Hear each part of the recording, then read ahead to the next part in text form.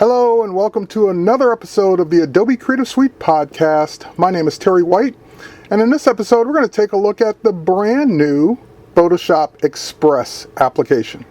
Now, the Photoshop Express application has actually been, it's not new to the iPhone, it's just a new name, but it also has some new functionality which we'll take a look at. So Photoshop Express used to be Photoshop.com Mobile. I think I like the shorter name better. Well, you know, for those of you who have already been using the Photoshop.com mobile app, there's not a lot of things that are different here, so you'll be right at home. There is a new Adobe icon there at the bottom left-hand corner, and the beauty of this one is I love it because those are my photos. Yes, I actually got the honor of having some of my photos put right into the app itself. So besides that, besides the selfish plug there, you also have some tips and techniques and just things that will help you have some ideas about how you would use the app. So let's move off that. Let's go ahead and go to Edit. So we'll tap the Edit screen, and of course, since this is an iPhone, we have the ability to select a photo that we've already taken or one that's on our camera roll, or we can take a photo with the iPhone camera. And I'm using the iPhone 4, so I have the brand new camera here. So of course, we take complete advantage of the new camera and the new resolution. So I'm going to go ahead and say select photo, and I have some photos here on my camera roll that were taken with the iPhone 4, and we're just going to go ahead and select one of these and just do a little tweaking to it here. Let's go ahead and grab, oh, so many good shots. And yes, these were all taken in my studio with the iPhone.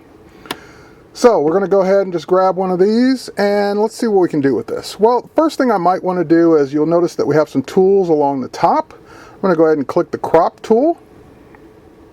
Here we go, and I actually have a choice of crop, straighten, rotate, and flip. We'll just go ahead and tap crop, and that brings up a standard crop that we can go ahead and adjust the way we want it. So you can use your finger and move it around and position it where you want. Now you have the ability to click OK or to cancel it, and you even have the ability, this is a secret kind of hidden thing there, you have the ability to lock it to a specific aspect ratio. So instead of it letting me crop it all willy-nilly, I can say, no, keep it a 1:1, 3:4, so forth and so on. So I'm just going to go ahead and click OK or tap OK, and that will perform the crop. Now, you notice that we have some little arrows down here. There's an undo and redo, and of course the save button, which we're going to get to later. But you also have other adjustments along the top. So I'll just go ahead and tap one of the adjustments here. And this adjustment gives me the ability to adjust exposure, saturation, tint, convert it to a black and white, or adjust the contrast. Now I'm not going to go through all of those. They're kind of self-explanatory, but I'll go through one or two here. So if I tap exposure, here's the cool thing about it, is that you use your finger to go left and right to make the adjustment. So in this case, think of exposure as 0 being in the middle of the screen, negative exposure to your left, positive exposure to your right. So the minute I start dragging to the left, the photo gets darker. The minute I start dragging to the right, the photo gets brighter. So we'll just adjust the exposure just a little bit there. And again, same thing, click OK or tap OK or cancel. So we'll tap OK. Now, of course, I also, let's do one more here. We have the ability to adjust the contrast there. So same thing. And in this case, it's negative or positive, just like before. And I'm just going to go ahead in this case and crank up the contrast just a wee bit. All right, so we'll tap OK on that, and we'll do one more. Let's do saturation. Now, saturation, same thing. Left is negative saturation, so taking the color out of the photo. And that kind of, lets you decide how you want to process that black and white, if you want to go all the way to black and white, or really crank it up, which I would never do that to a person. So we'll just cancel out of that. All right, next we have Sketch, Soft Focus, and Sharpen. And these are different effects that you can apply. So Sketch gives it a sketch effect. These might be good for landscapes. Soft Focus gives it a very nice soft focus. That's good for a beauty shot like this, where it might have been too sharp. And then, of course, we have Sharpen, which is the opposite. Now, in this case, Sharpen goes from 0 on the left-hand side to 100 all the way on the right-hand side. So super, super crazy sharp to not sharp at all. And again, you decide. So we'll cancel out of that, and see, we did those. Let's go to the last one, which are effects and borders. So we'll tap effects, We have the ability to choose vibrant. Let's go here. If I can tap it there. There we go. Pop. And it's kind of hard tapping this sideways. There we go. Vignette blur. I use that one quite a bit. Puts a nice vignette and blurs the edges of it. And then of course we have the, let's see if we can tap it here. There we go. We have the warm vignette and white glow and rainbow. And if you slide this over, you get a couple more. You get a nice black and white. If I can get to it there. There we go. Soft black and white, and you have white glow. All right, so we'll cancel out of those, and we'll go to one of the ones that I do use quite a bit, and that's the borders. I like the border effects. So we can just put a standard rectangular white border, one with rounded corners, kind of a ellipse, and then we have these, this one here. My right hand doesn't work. We have the soft edge. We have the vignette, and if we slide over, we get a couple more. We have the rough edge. I do like that one. I use that one quite a bit. We have the halftone, and we have the film emulsion. So I'm going to go back to one of my favorites, which is the rough edge, and we'll tap OK on that and lock that one in. Okay, so now let's say we're done editing the photo. What are our choices? Well, we can save the photo. Save and exit just puts it on your camera roll. It makes a copy of it, so you still have the original unretouched photo. You have save and upload, which will save and upload it to your account at Photoshop.com. You don't have to have an account to use the app, but if you do, you get some free online space to share your photos and also access your photos in the app. Save and post to Facebook, and save and post to TwitPic. So you have your choice of also sharing them on the two of the most popular social networks on the planet, Facebook and TwitPic. And if you do pick one of those, it will go ahead and save the photo to the camera roll. That's what it's doing now. And you might notice, for those of you who have used this before, it takes a few extra seconds to save it on an iPhone 4 because it is a higher resolution file. Now we have the option of uploading it and putting in a description for the photo, and this is the description that will go along with it, and the same thing applies for TwitPic. You would get the ability to put in your twit or your tweet message to go along with it. So I'm just going to go ahead and cancel that. I'm not ready to post that one just yet. And by the way, you don't have to edit the photo. You can be right in the upload screen to do any one of those things as well. Now we'll just go to online. Online gives us the ability to access the online photos that I already have on Photoshop.com.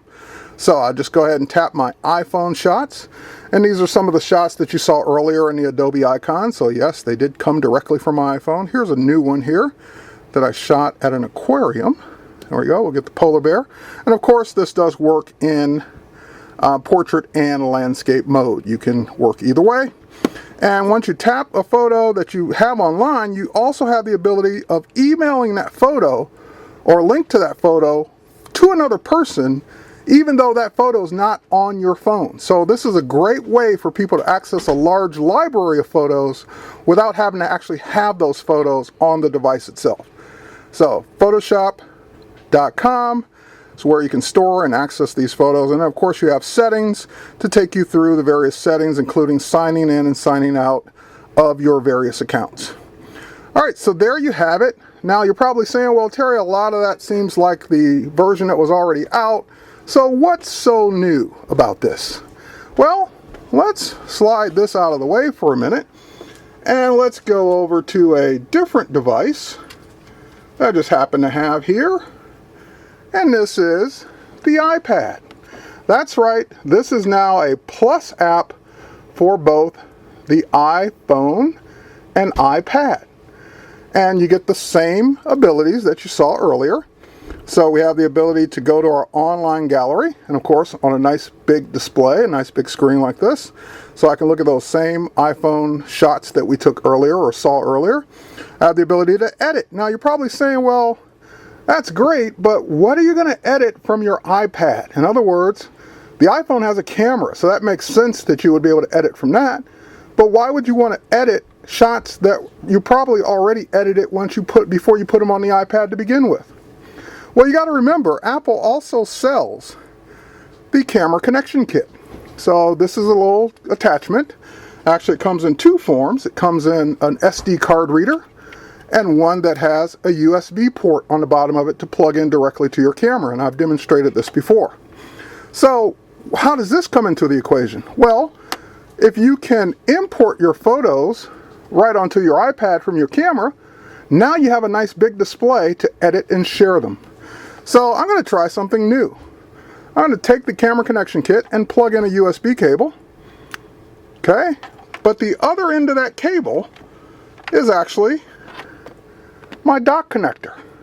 So I'm going to plug it into my iPhone, because my iPhone technically is also a camera. And once I plug it in to the bottom of the iPad itself, there we go. The iPad switches over to the import mode for the actual iPad camera connection kit. So now any shots that I have taken with my iPhone, or any other camera for that matter, including cameras that shoot RAW, I can bring those images in directly into my iPad. So I'll just import one of those from the iPhone. And it says, do I want to delete it when it's done? So now I'll say keep it. And it looks like it's done. So now we'll close out of that. We'll go back to Photoshop Express. We'll tap Edit. And now I have the ability from my last import to grab that same photo that we just saw on the iPhone. And now I can edit doing the same things we saw earlier with a nice big display. So I have a crop, same thing we saw earlier. We'll go ahead and lock the crop down to a 1:1. There we go. Bring that in. 1:1, I should say. And actually, I don't like that one. Let's do a 3:4. There we go. So we'll lock that in. We'll crop the photo. And we have the same kinds of controls. So sketch effect, soft focus, exposure, saturation, tint, brightness and contrast, black and white, so forth and so on. You have your undos. You have the ability to save. And of course, share this photo on Facebook. The only thing this one doesn't have is I did not see the option to share it on Twitter. But you do have the option to share it on Facebook. Now, I'm going to cancel out of this editing just for a moment. And yes, I'm sure I want to exit. And we'll go back. And one of the things I'll just give you a tip before I close here. One of the things I was looking for is, where are the settings? I don't see a settings button like I did on the iPhone. And it's there, but it's under the Adobe icon. And we'll get our settings. There we go. And we're all set. So there you have it. The new Photoshop Express application, which is now a plus or universal binary application for both the iPhone, iPod Touch, and the iPad. So all iOS devices. That's it for this episode of the Adobe Creative Suite podcast. My name is Terry White. Thanks for watching.